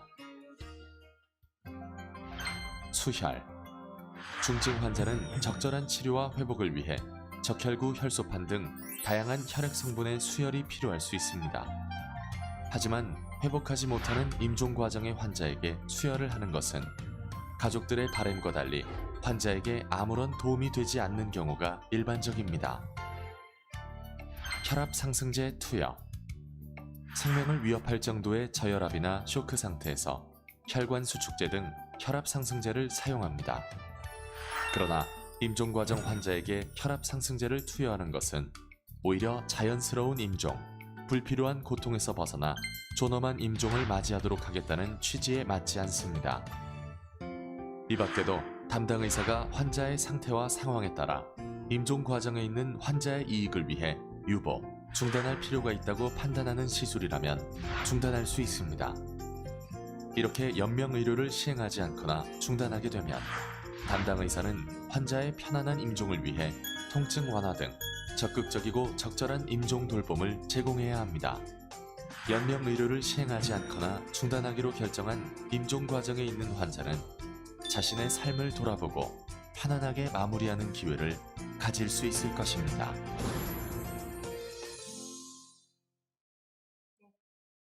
여러분, 그러면 지금까지 제가 이제 연명의료 결정제에 대해서 설명을 드렸는데 혹시 질문을 있으시면 질문 좀 해줬으면 좋겠어요. 들으시면서 이런 부분이 조금 궁금하다, 이해하다 이런 부분이 있으시면 질문 좀 하시면 돼요. 희망찬 주의 친구들은 희망차기 때문에 희망차일 것이다. 혹시 뭐 궁금하신 거 제가 너무 잘 설명을 해서 궁금한 게 한 개도 없었어요. 정말요? 네. 궁금한 거 혹시 있으시면 이따가라도 생각해보시고 질문하시면 제가 아는 한도 내에서는 말씀을 드리도록 하겠습니다. 자, 그러면 제가 3시 반에 이제 강의를 끝낼 건데요. 이제 나머지 시간에는 호스피스에 대해서 제가 말씀을 드리려고 해요. 자, 그러면 이렇게 연명의료를 다 우리가 병원에서 이제 안 한다. 그럼 병원에서 이렇게 우리가 입원하도록 놔둘까요? 예, 우리가 더 이상 할 게 없어요. 근데 또 여기서 중요한 거 하나 제가 말씀을 드려야 될 게 있는데, 그러면 이 연명의료에 대한 것들을 내가 의사를 밝혀놔서 이것을 등록을 해놨을 경우에 내 주변에 있는 아무 병원이나 다 가서 그 법의 어떤 저촉을 받을 수가 있나? 그거 궁금하지 않으세요? 아무 병원 다 가도 되나? 그죠? 궁금하죠? 아무 병원이나 다 가면 안 돼요. 지금 현재 의료기관 윤리위원회라는 그 조직이 조직되어 있는 병원으로 가셔야 돼요. 근데 그 의료기관 윤리위원회가 조직되어 있는 병원은 어디냐? 우리가 알고 있는 대학병원은 다 있어요. 여기는 혹시 어느 분당 서울대학교 병원 있죠? 또 뭐 종합병원이나 대학병원 같은데 재생병원. 네. 그래서 의료기관 윤리위원회가 있는 병원인가 없는 병원인가 내가 다니고 있는 병원이 그거를 알려면 국립연명의료관리기관이라는 그 포털 사이트가 있어요. 거기에 들어가셔서 내 지역에 예를 들면 성남, 분당 지역에 뭐 국립의료기관 윤리위원회 이렇게 그 검색할 수 있는 게 있거든요. 거기에 가서 이제 검색을 해보실 수가 있어요. 의료기관 윤리위원회가 있는 곳으로 가야 내가 써놓은 사전연명의료의향서가 이제 그 실행을 가능한 거고, 예, 그래서 반드시 그거 확인을 해야 되고 종합병원도 있어요. 그런데 예를 들면 뭐 이게 아주 중소형 병원 있죠. 네, 그런 병원은 없는 데도 있고 요양병원 같은데 요즘에 특별히 우리 어르신들이 요양병원에서 사망하는 경우가 굉장히 많은데 그래서 그 연명의료관리기관에서도 요양병원에다가 가능하면 다 그 의료기관 윤리위원회 공영의료기관 윤리위원회라도 다 이렇게 좀 하기를 원하거든요. 근데 아직 그게 다 이렇게 활성화가 되지는 못했어요. 아마 점점 늘어날 것이라고 보는데 그래서 의료기관 윤리위원회가 그럼 하는 일은 무엇인가? 예를 들면 환자와 의료진이 그 서로 이렇게 분쟁이 날 때가 있을까요? 없을까요? 있겠죠. 예를 들면 우리가 생각하기에 아직 임종 단계가 아닌데 왜 임종 단계 판정을 내려서 우리 엄마 아버지가 빨리 돌아가게 하셔. 이런 경우 있잖아요. 그죠? 그랬을 때 그거 부분을 판단하고 중재하고 그러는 역할을 하는 게 의료기관 윤리위원회예요. 그럼 의료기관 윤리위원회는 어떤 사람이 들어가나? 의사, 간호사, 사회복지사, 성직자 이런 분들이 들어가서 이제 거기 그 의료기관 윤리위원회를 통해서 회의를 하고 그런 결정들을 이제 할 수 있도록 하는 거죠. 그래서 그냥 그런 곳 조직이 없는 곳은 막 이제 그런 막 난리가 나면은 굉장히 어려워지는 상황이 되기 때문에 이 연명의료 결정법에 저촉을 받기 위해서는 반드시 의료기관 윤리위원회가 있는 병원을 가야 된다는 거, 예, 그거를 여러분 기억하셨으면 좋겠고요. 그렇게 하고 그러고 나서 이제 우리가 그런 결정을 해서 무의미한 연명의료를 하지 않겠다고 했을 때 우리가 갈 수 있는 곳이 있어요. 바로 호스피스입니다. 나 호스피스 들어본 적 있어요? 하시는 분 한번 손 들어보시겠어요? 호스피스. 네, 그렇군요. 자, 그럼 나는 오늘 처음 들어봤어요 하시는 분 한번 손 들어보세요. 안 든 분은 도대체 뭘까요? 들어본 적 있으실 거예요. 자, 지금 여기서 이제 질문. 호스피스에 대한 나의 의견을 한번 솔직하게 얘기해 보시겠어요? 들어보신 분들 중에 호스피스 하면 어떤 느낌인가? 호스피스 하면 그냥 생각나는 대로 한번 이렇게 말씀하셔도 괜찮아요. 이건 정답이 있는 게 아니니까. 학교 가서 애들한테는 그냥 발표 잘하라고 그러고, 그죠? 자, 한번 아까 누가 말씀하시려고 한 것 같은데. 네. 권사님이세요?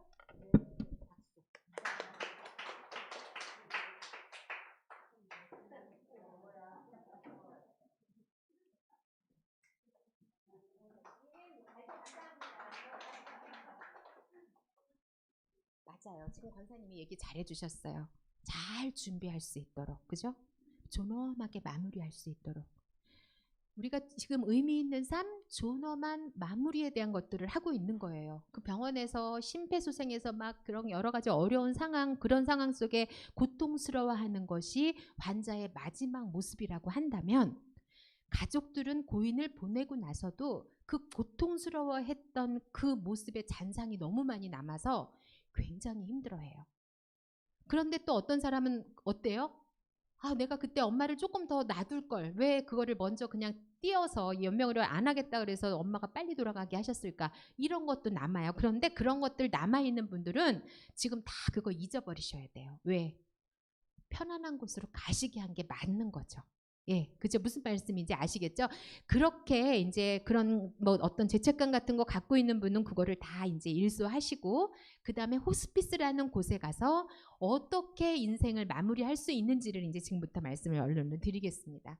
자, 호스피스 완화 의료 누가? 시작. 의사, 간호사, 사회복지사 등으로 구성된 전문팀. 자, 그다음 무엇을? 말기 환자의 통증 및 증상을 적극적으로 조절. 어떻게? 환자와 가족의 심리적, 사회적, 영적 고통을 경감시켜 삶의 질을 향상시키는 것을 목표로 하는 의료예요. 자, 호스피스에 갔는데 수술하는 거 있을까요? 없을까요? 호스피스는 언제 갈 수 있냐면 말기 판정을 받았을 때 갈 수 있어요. 자, 말기는 아까 내 여명이 얼만큼 남았을 때? 예, 수개월 남았을 때를 말기라고 했잖아요. 그러면 어차피 예를 들어서 3개월 남았습니다. 그러면 두 가지 반응이 나타나요. 환자들은. 3개월이 남았으면 내가 돈이 얼마가 들어도 좋으니 수술도 하고 최선을 다해서 내가 끝까지 치료를 다 받을 수 있도록 해주십시오 라고 얘기하는 환자와 가족들도 있고, 어차피 의사의 판단이 3개월 남았다고 한다면 나는 호스피스로 가서 내 남은 삶을 의미 있게 마무리하도록 할게요. 그렇게 해서 호스피스를 가시는 분들이 계세요. 수술을 하고 끝까지 체류를 있는 대로 다 해도 3개월이고, 호스피스로 가서 편안하게 임종하는 그 기간까지도 3개월이라고 하면 어떤 것이 더 지혜롭고 현명한 판단인지는 이제 그거는 우리가 각자의 그 판단으로 남겨두겠습니다. 그래서 호스피스는 치료하고 뭐 수술하고 뭐 이런 거는 아니지만 뭐를 굉장히 중요하게 생각하냐면 고통을 경감시켜요. 근데 고통이 육체적인 고통만 있을까요?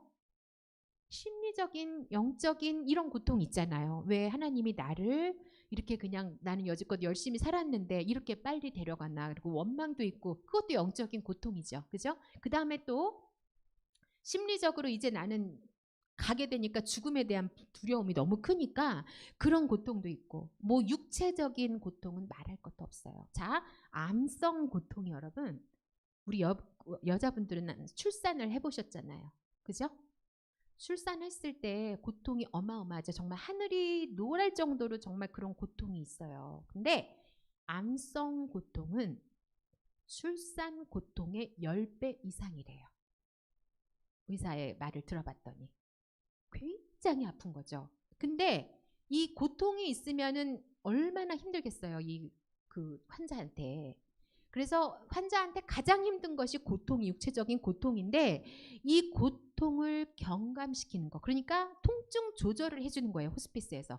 이미 호스피스는 내 죽을 날을 받아놓은 상황이기 때문에 치료해주는 거는 아니지만 환자의 통증을 조절을 해준다는 거예요. 그 다음에 육체적인 고통, 정신적인 고통, 그다음에 영적인 고통, 이런 모든 고통들을 의사, 간호사, 사회복지사, 그다음에 또 뭐 음악 치료나 이런 어떤 요법 치료 같은 것들이 있거든요. 그런 치료사, 그다음에 자원봉사자, 이런 분들이 같이 다학제 팀이 되어서 그 한 사람의 마무리를 정말 존엄하게 할 수 있도록 끝까지 잘 살 수 있도록 돕는 곳이 바로 호스피스입니다. 그런데 이렇게 치료를 받다가 이제 호스피스로 가십시오 하면 대부분 어떤 반응이 나타날까요?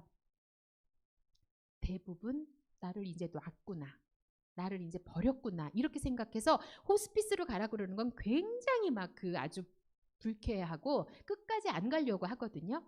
자, 그러다가 고통 속에서 막 우왕좌왕 하는 것보다는 호스피스로 가서 거기에서 여러 가지 고통들을 다 좀 경감시키는 그런 것들을 받고 도움을 받고, 그리고 정말 환하게 아까 우리 야곱처럼 정말 가족들이 다 둘러싸여 있는 데서 정말 천국 한송 예배를 드릴 수 있도록 그렇게 할 수 있는 곳이 바로 호스피스입니다. 그래서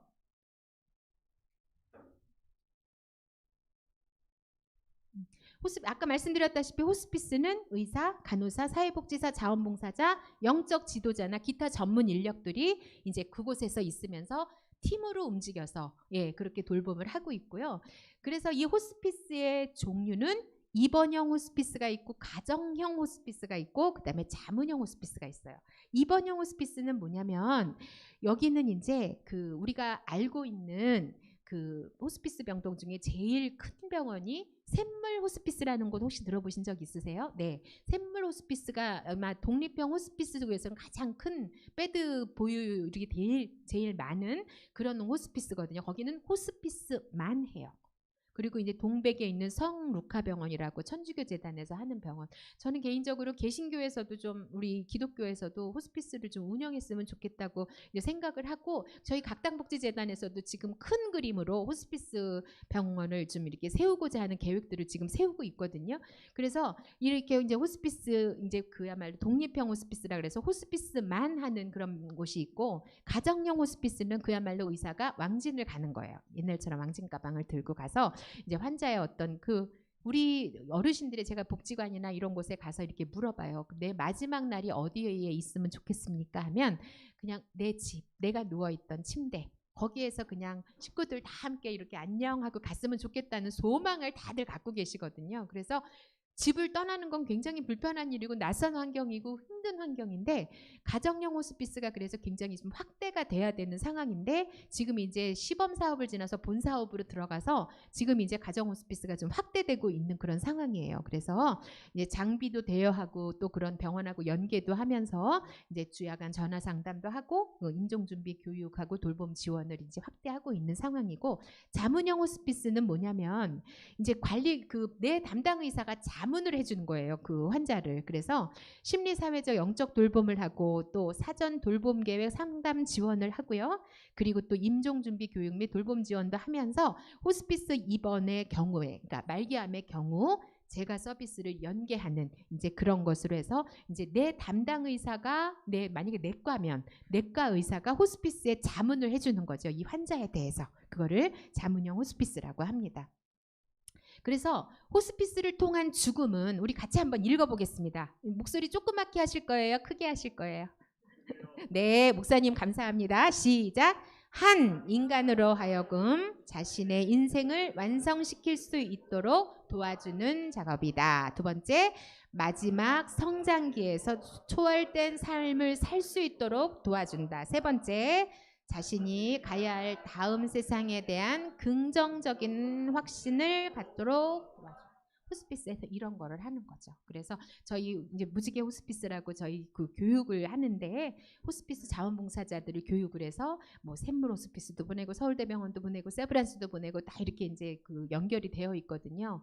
그래서 얼마나 그 봉사자들의 역할이 큰지 몰라요. 그래서 그렇게 정말 그래서 나중에는 환자가 자기가 썼던 필사본 같은 거를 막 그 자원봉사자들한테 주고 떠나고 막 그런 감동적인 스토리들도 굉장히 많이 있습니다. 그렇게 좋은 라포 관계를 형성하면서 아주 그 환자와 그런 돌봄을 아주 굉장히 잘하고 그렇게 있습니다. 자, 그래서 여기 이제 거기 여러분 교재를 보면 이렇게 어디 이렇게 있다 어느 정도의 그 호스피스 기관이 있다라는 거 이제 거기 나와 있고 현황이 나와 있고요. 그다음에 이제 호스피스 만족도라는 게 있어요. 자, 만족도가 이전 치료 기간의 만족도는 어때요? 만족이 71.9, 불만족이 28.1. 그런데 호스피스 서비스의 만족도 하면 어때요? 95.6. 중환자실에서 고통스러워하다가 예를 들어서 서울대병원 중환자실에서 있다가 이제 우리 아버님이 돌아가셨어요. 그럼 여러분 서울대학교 병원 지나갈 때마다 무슨 생각이 나요? 아버지 고통에 그 막 힘들어했던 그 모습이 생각나서 사실 그 병원 지나갈 때 막 이렇게 안 보고 지나갔으면 좋겠고 막 이런 마음들이 있잖아요. 그런데 참 너무 기가 막힌 게 호스피스 병동에 있다가 가시잖아요. 그러면 예를 들어서 이렇게 일주기가 되면 떡을 해서 보내는 거예요. 너무 감동스러워서. 이번에 제가 지금 책 드렸던 저희 김옥란 명예이사장님 일주기를 하면서 우리 그 이사장님 부부가 이제 성루카병원에서 그 호스피스 병원에서 이제 초청을 하셨는데 거기에다가 너무 감사해서 감사기금을 기부했어요. 너무 그 마지막이 너무 행복했기 때문에 그게 이렇게 남아 있는 거예요. 자, 그래서 이렇게 호스피스 만족도는 굉장히 일반 치료기관에 비해서 굉장히 높습니다. 제가 생각했을 땐 71.9가 높은 것 같아요. 이렇게 아니거든요. 자, 그래서 호스피스를 했던 분들, 호스피스의 뭐 여러 가지 어려운 상황 속에서 말고 여기 이거 보면은 지금 누가 이렇게 글씨를 쓴 거예요. 절규죠, 절규. 이게 뭐냐면 중환자실에서 그야말로 약간 의식이 있는 사람이 이것 좀 빼달라고 나 이거 안 한다고 막 그러면서 상담사 보내달라 그래가지고 중환자실에 상담사가 들어갔을 때 이분이 말을 할 수가 없으니까 쓴 거예요. 이게 글씨가 아니라 저는 이게 막 목소리로 들립니다. 자, 호흡기를 빼주세요. 빼어주세요. 자, 그 다음에 여기 보면 이제는 그만하자. 내가 물 먹어본 지가 언제인지 모른다. 이거가 지금 여러분 글씨로 보이지 않으실 거예요. 이게 얼마나 처절하게 지금 음성으로 들리는지 몰라요. 자, 여기서는 이 방법밖에 없나? 언제까지 이 상태가 지속되나? 방법이 무자비하다. 무슨 얘기냐? 자, 나 아파서 못 견디겠다. 방법을 달리해. 지금 우선 편하게. 이게 연명의료를 지금 하고 있는 분의 글씨예요. 마음이고 음성이에요. 이게 얼마나 힘들면 이렇게, 그죠? 자, 요거 한번 영상 보겠습니다.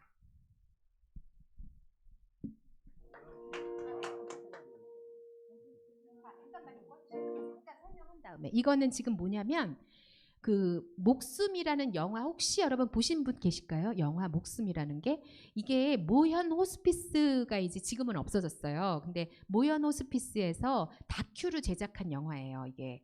근데 여기에서 이제 호스피스 환자들 한 5명 정도를 이렇게 이제 집중 그렇게 취재를 한 건데요. 이분이 굉장히 어렵게 사시면서 아주 어렵게 정말 집을 장만을 하셨어요.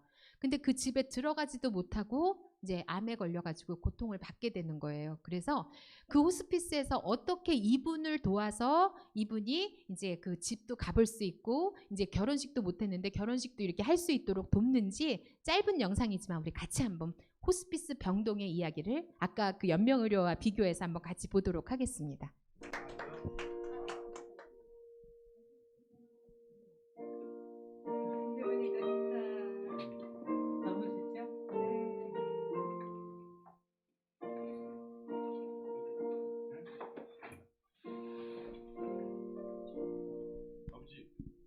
저쪽으로 가셔야 돼요.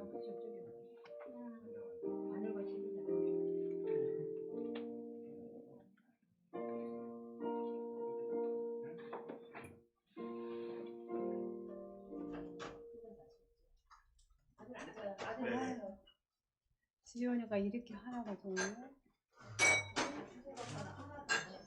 100년 기약을 했는데 100년이 한 가지래. 여보 사회 그래.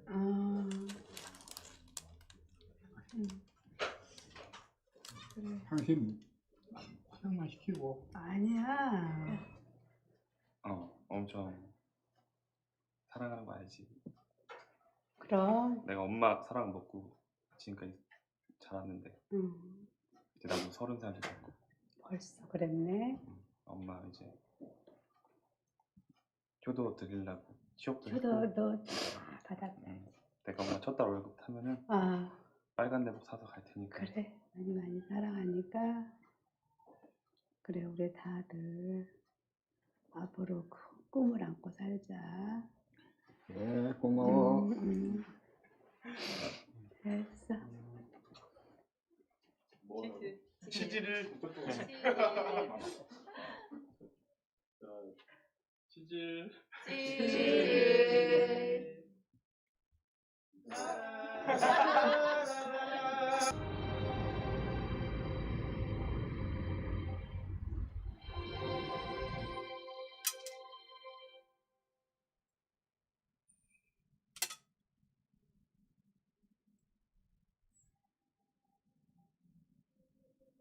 짜는 것처럼.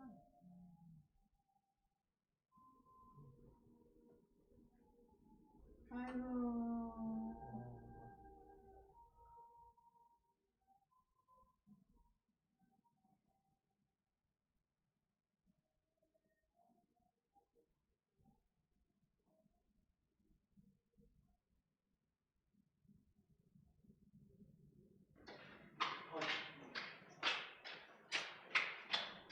얼른 들어가세요. 어디?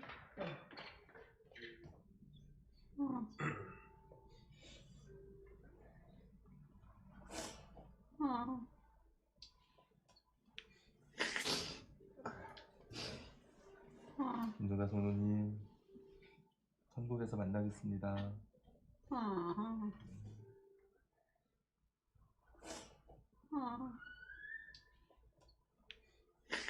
엄마.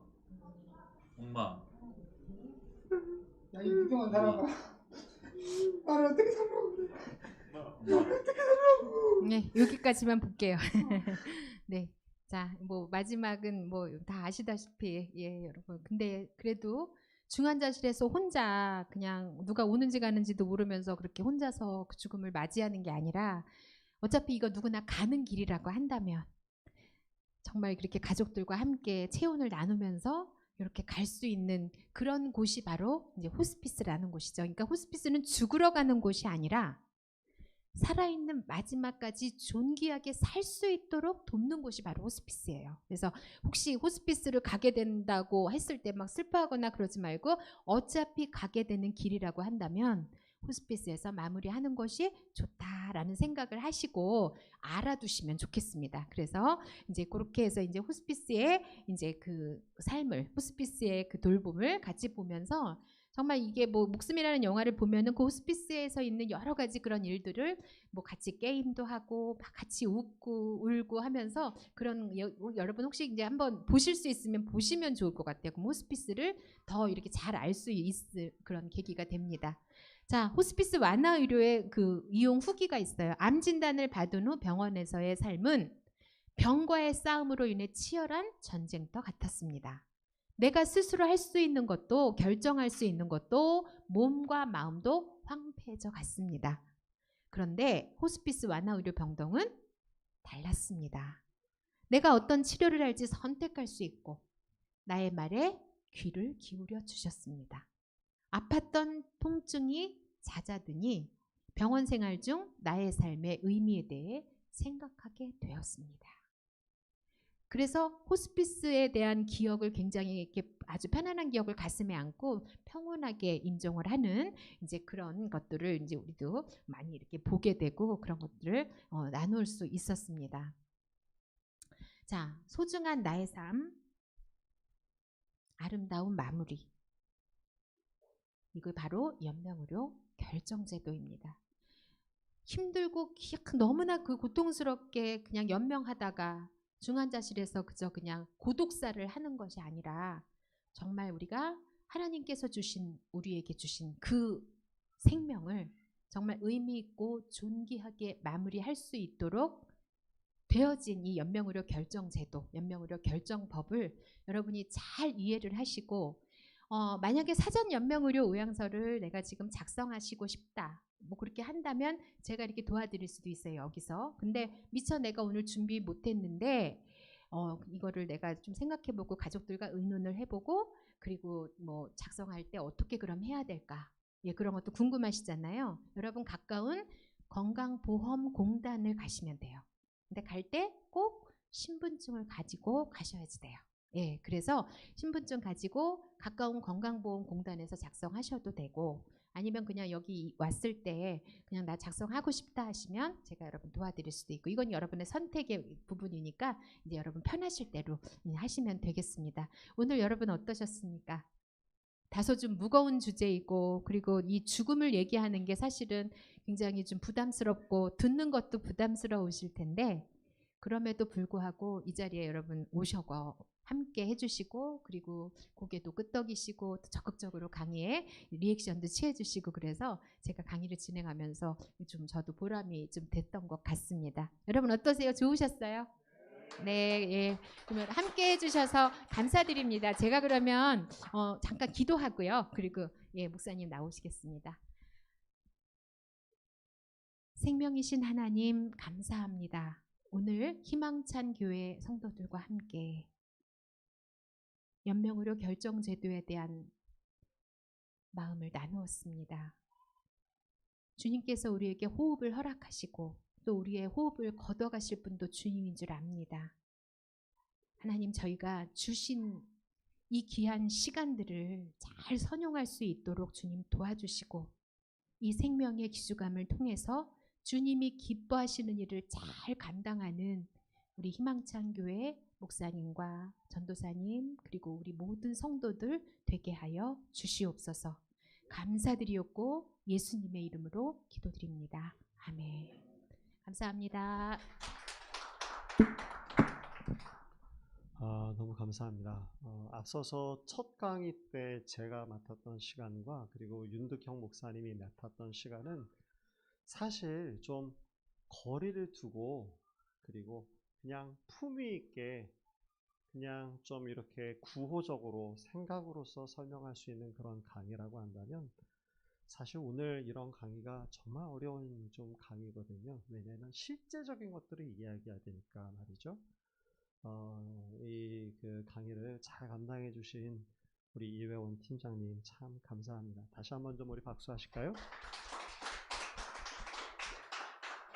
그리고 또 한 가지는 저희가 이 세미나를 진행하면서 지난주 우리 강사 목사님과도 그러했고 또 오늘도 그러했고 사실 이 세미나에 참석하신 우리 성도님들도 참 대단하시다. 예, 그런 생각을 참 많이 했습니다. 왜냐하면 이것을 직면하기가 그렇게 쉽은 일은 좀 아니기도 합니다. 그렇죠?